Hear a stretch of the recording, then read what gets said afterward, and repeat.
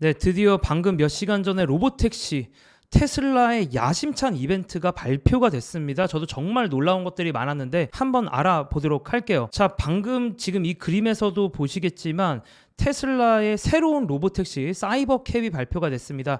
사이버캡은 새로운 차량인데 이 차량의 특징은 핸들도 없고 페달도 없어요. 그러니까 사람이 그냥 타고 다니기만 하면 되는 거고, 중간에 보니까 이 차량 내에서 버튼을 누르거나 혹은 앱으로 차량의 움직임을 조작을 할 수가 있더라고요. 운전할 필요가 없는, 운전자가 필요 없는 그런 완전히 새로운 스타일의 차량이다라고 보시면 됩니다. 실제로 일론 머스크가 이걸 타고 오늘의 발표장 워너브라더스 스튜디오에 이 밤거리를 이렇게 살짝 한 바퀴 돈 다음에 이제 발표를 시작을 하는데, 이 보면은 일론 머스크 전기에 나온 프로토타입의 그림이랑 거의 똑같이 나왔고, 그래도 본격적으로 양산을 앞두고 있다라는 느낌을 준 게 한 20대 정도 차량이 나왔더라고요. 그런 부분들이 좀 있었고, 이런 게 이제 컨셉 그림들인데 거의 똑같습니다. 컨셉 그림이랑. 그래서 가지고 와 봤고, 디자인이 이쁜 것 같아요. 이 사이버 트럭이 시작될 때부터 이제는 좀 다른 패밀리한 디자인들, 다른 느낌의 차량 디자인을 많이 가져가는 것 같고, 미래에 온 것 같은 그런 SF 영화를 보는 듯한 그런 느낌을 줍니다. 자, 그리고 이 안에서 당연히 운전자가 없기 때문에 홍보 영상인데, 이 안에서는 사람들이 자기가 하고 싶은 일을 합니다. 이 차량에 이동을 하면서 뭐 축구 경기를 이렇게 보는 사람들도 있고, 그 다음에 공부를 하는 것 같아요. X제곱, Y제곱 이렇게 써 있는 거 보니까 이분이 이제 과외 선생님인가? 애들한테 이제 뭔가 수학을 알려주는, 그러니까 이 차량 안에서 이제 지금까지 상상하지 못했던 모든 것들이 이루어지는 거고, 운전자가 없기 때문에 공간을 더 잘 활용할 수가 있는 것 같습니다. 자, 가격은 3만 달러 이하 정도를 목표로 하고 있다라고 하니까 3만 달러면 한국 돈으로 4천만 원 정도 되는 가격이라고 보시면 되는데, 뭐 한국에서 아주 저렴한 차량이라고 보기는 어렵지만 그렇다고 비싼 가격도 아니긴 하죠. 자동차 가격으로 생각해 보면. 그리고 이제 unsupervised FSD라고 해서 진짜 정말 사람의 이 관여가 전혀 필요 없는, 진짜 점점 말이 점점 길어지긴 하는데, 진짜 찐 자율주행, 이 완전 자율주행이 아마도 텍사스와 캘리포니아에서 내년부터 가능하지 않을까라고 조심스럽게 얘기를 했습니다. 참고로 이제 이 완전 찐 자율주행은 모델 3와 모델 Y에 한해서 되는 것 같아요. 특별히 이렇게 모델을 콕 집어서 얘기를 한 거 보니까. 그리고 참고로 요거는 사이버캡의 가격입니다. 3만 달러라고 얘기했던 거 사이버캡의 가격이고, 모델 3나 Y는 이보다는 약간 더 비싸죠. 어쨌든 그렇고, 그리고 이제 오늘 소개드렸던 이 무인차, 운전자가 없어도 되는 이 사이버캡은 이제 머스크도 낙관적인 타임라인이다, 이런 얘기를 하지만 2027년 이전에 나오는 게 목표다라고 얘기를 하고 있습니다. 다만 최근에 이제 테크 애널리스트 중에 유명한 거밍치가 공급망에 있는 업체들에게 설문조사를 한 거에 따르면은 이 테슬라의 사이버캡이 2027년 1분기에 대량 생산이 들어갈 것으로 보인다라고 하는 걸로 봐서는 시차가 있는 느낌은 있죠. 그 뭐 머스크 타임이라고 해야 되나? 2027년 이후에 나올 것 같긴 한데, 어쨌든 뭐 이 정도 느낌으로 일론 머스크가 얘기한 거다라고 감안을 하시면 될 것 같고, 어쨌든 간에 이제 모델 3와 모델 Y가 먼저 완전한 자율주행을 하기 때문에 이제 이걸로 먼저 경험할 수 있을 것 같다 라고 얘기를 하고 있습니다. 자, 그리고 머스크도 다시 한 번 더 강조했던 부분 중에 하나가 규제 당국의 허가가 있어야 가능하다라는 말을 계속 이렇게 하고 있어요. 저는 이제 이런 생각은 들었는데, 어쨌든 이 사이버캡 양산을 한다는 것 자체가 사이버캡이 양산될 때쯤이면 진정한 수준의 자율주행이 가능하다라고 테슬라에서도 생각을 하기 때문에 사이버캡 양산을 지금 준비하고 있는 거겠죠. 왜냐하면 사이버캡을 양산을 했는데 정작 자율주행할 수 있는 기술이 없다 라고 하면 이건 정말 테슬라에게 큰 악재거든요. 그러니까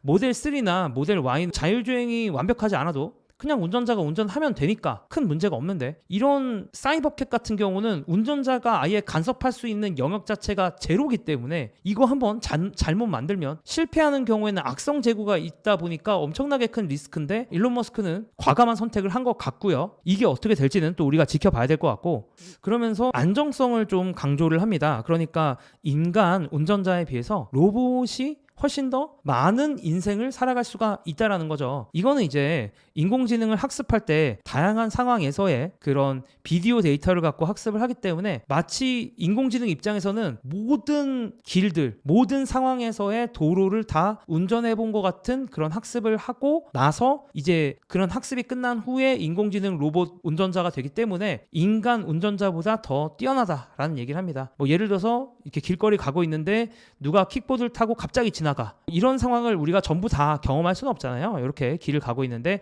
갑자기 러닝크루가 나타났어. 이런 거 다 경험할 수가 없기 때문에 갑작스럽고 평생 한번 경험할까 말까 한 일일 수도 있는데 로봇의 경우는 영상을 통해서 또 그 외의 다양한 방법을 통해서 학습을 하기 때문에 마치 100만 개의 삶을 살아본 거나 다름이 없는 그런 경험을 로봇 운전자는 할 수가 있습니다. 그래서 계속 안정성을 강조하는 거고 이세돌을 이겼던 알파고도 몇 천만 개의 대국을 해봤다라고 하잖아요. 이세돌보다 어떻게 보면 더 많은 대국을 하면서 결국에는 그런 경험으로 이세돌을 이긴 거다라고 할 수 있는 것처럼 뭐 비슷하다라고 보시면 되지 않을까 싶고 저도 기술은 점점 뒤로 가지 않기 때문에 뭐 지금 약간 부족한 건 있어도 이제 완전 자율주행이 다가올 시기가 그렇게 멀진 않았다라는 게 더 이번 발표를 보고 느껴졌습니다. 자, 그러면서 일론 머스크가 평소 갖고 있는 얘기도 짧게 해주는데 지금 도시에 보면은 수많은 지역이 주차장으로 많이 활용이 되고 있거든요. 지금 여기도 보면 중간에 엄청나게 많은 주차장이 있잖아요. 이런 것들 싹 다 녹지로 바꾸면 되는 거 아니냐, 이런 얘기 머스크는 하고 있고요. 왜냐면 로보택시가 나타난 순간부터는 사실 도심 한가운데에 주차장이 있을 필요가 없잖아요. 지 필요한 대로 가면 되지. 꼭 내 옆에 사람 근처에 주차할 필요가 없기 때문에 주차장이 땅이 훨씬 더 여유가 많이 생기지 않을까, 이런 생각 로보택시 덕분에 좀 해보는 것 같고요. 자, 그리고 오늘 가장 서프라이즈 했고 최고의 발표 중에 하나는 바로 로보밴이었습니다. 이게 약간 썰은 돌긴 했는데 오늘 처음으로 공개를 했어요. 그래서 뭔가 이 처음에 이 네모난 박스가 하나 와서 이 도대체 뭔가 했는데 이 박스의 문이 열리더니 수많은 사람들이 이렇게 튀어나오더라고요. 무려 20명이나 탈 수 있다고 하고 제가 보기에는 이 사이즈도 그렇고 여기도 역시 운전자가 없거든요. 그래서 대중교통을 완전히 대체하는 거를 목표로 한다, 뭐 이런 얘기도 하고 있습니다. 로보밴의 모습도 오늘 하나의 서프라이즈 중에 하나였는데 다만 로보밴 같은 경우는 언제 출시될지에 대해서는 알려진 바가 없다라는 거 말씀드리고, 참고로 이제 비용도 좀 말씀을 드리면 일반적인 버스가 1마일을 가는데 1달러의 비용이 필요한데 로보택시 같은 경우는 그냥 순수하게 드는 돈은 1마일당 20센트 정도이겠지만 이게 뭐 세금이라든가 기타 비용들이 들어가면 로보택시에 들어가는 비용은 아마 1마일당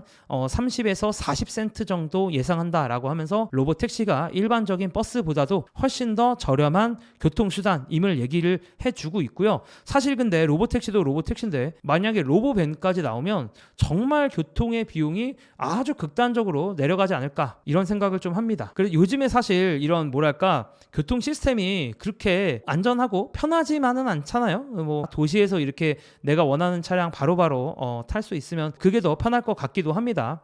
실제로 우리가 차량을 쓰더라도 차량을 구매하더라도 사실 차량을 실제로 운행하는 시간 자체가 그렇게 많지 않기 때문에 이렇게 차량을 필요할 때만 타서 쓰고 차량을 소유하지 않는 시대가 온다면 그거 자체는 정말 큰 의미가 있을 수 있겠죠. 자, 그 외에도 옵티머스도 중간중간에 좀 나왔는데 옵티머스는 오늘 뭐 발표를 했다기보다는 행사장 중간중간에서 사람들과 이렇게 좀 소통을 했고요. 필요한 물건이 있으면 옵티머스가 이렇게 잡아서 주기도 하고 그 다음에 옵티머스가 이렇게 음료를 만들기도 하고요. 실제로 대화도 좀 통한다고 합니다. 그래서 옵티머스에게 말도 시키면 뭐 일론 머스크가 테크노킹이다, 이런 얘기도 하고. 자, 그 외에도 X의 유저 중에 한 명이 사이버캡을 타보는데요. 보시면은 이제 이분이 사이버캡이 있는 데로 가서 이제 들어갑니다. 보시다시피 핸들도 없고 페달도 없죠.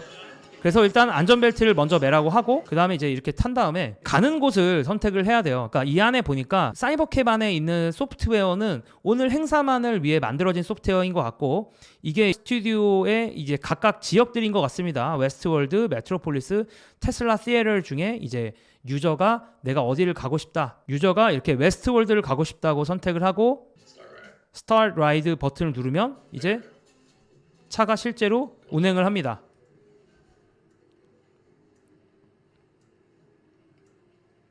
네, 그래서 이제 이렇게 움직이는 차량이 이렇게 움직이는 거를 볼 수가 있고요. 실제 안에서 이제 유저들이 데모를 할 수 있게 이렇게 해놓은 것 같아요.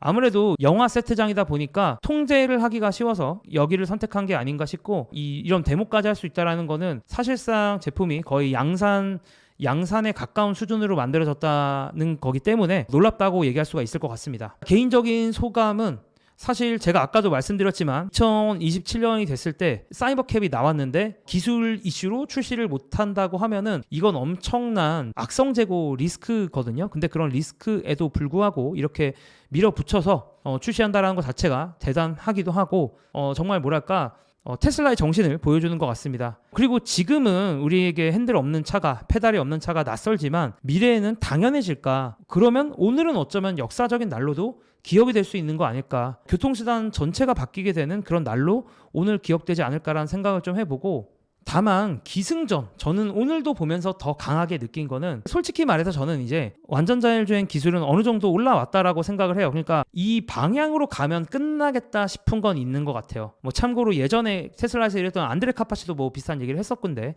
어쨌든 이 방향으로 가면 끝나는 것 같은데, 기술도 기술인데 제가 궁금한 건 과연 이 규제 당국이 이걸 어떻게 대할 것인가? 규제 당국이 과연 내년부터 진짜 캘리포니아나 텍사스에서 풀어줄 것이냐, 뭐 어느 정도 얘기를 나누고 있기 때문에 일론 머스크도 그런 얘기를 한 거라고 생각하고, 그리고 전면적인 도입이 되기 위해서는 결국 제가 어저께 올린 영상처럼 트럼프와 또 뭔가 진행돼야 되는 거 아닌가라는 생각을 하면서 저는 또 테크뉴스 혹은 주식 뉴스로 돌아오도록 하겠습니다. 감사합니다.